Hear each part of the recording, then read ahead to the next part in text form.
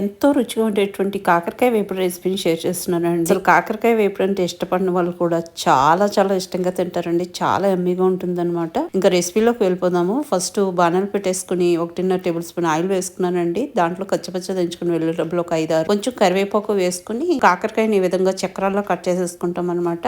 దాన్ని యాడ్ చేసేసుకుంటాం. పైన జస్ట్ కొంచెం గ్రేట్ చేసుకుంటే చాలండి.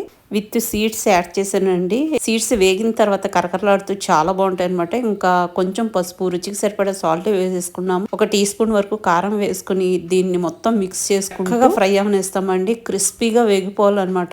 ఫాస్ట్ గా మనకి వేగిపోతాయండి. నేను ఇక్కడ 2 పెద్ద కాకరకాయలు తీసుకున్నాను. ఈ మాత్రం క్వాంటిటీ మనకు సరిపోతుంది 2 మనుషులకి అయితే. ఇంకా కొంచెం కొంచెం మగ్గుతుంది. మధ్య మధ్యలో చూసుకుంటూ మనము కలుపుకుంటూ ఉంటే పైది కిందకి, కిందది పైకి వస్తుంది కదా, చక్కగా వేగుతుంది ఈవెన్ గా. ఇంకా మంచిగా వేగిపోయిందండి. ఇప్పుడు దీంట్లోకి నేను 1 టేబుల్ స్పూన్ బెల్లం పొడి యాడ్ చేసుకున్నాను. వెంటనే కొంచెం వాటర్ కూడా యాడ్ చేసుకున్నానండి. అది అడుగంటకుండా చక్కగా మనకి సిరప్ లాగా వచ్చి వీటన్నిటికీ కోట్ అవుతుంది అనమాట. అసలు ఎంత యమ్మీగా ఉంటుందో నేను చెప్పలేనండి. ఇంకా మంచిగా మిక్స్ చేసుకున్న తర్వాత కొంచెం అదంతా పట్టిన తర్వాత మనం దీంట్లో కొంచెం ధనియాల పొడి యాడ్ చేసేసుకుంటామండి. మంచి ఫ్లేవర్ ని ఇస్తుంది అనమాట. ఇంకా యాడ్ చేసుకున్న తర్వాత మొత్తం అంతా కలిసేలాగా మిక్స్ చేసేసుకుంటాం. మిక్స్ చేసేసుకుని ఒక 1 మినిట్ అలా ఉంచుకొని ఇంకా సర్వింగ్ డిష్ లోకి తీసేసి సర్వ్ చేసేయడమేనండి. వైట్ రైస్ లో కలుపుకుని తిన్నా బాగుంటుంది. దేని మీద నంచుకున్నా కూడా సూపర్ గా ఉంటుందండి.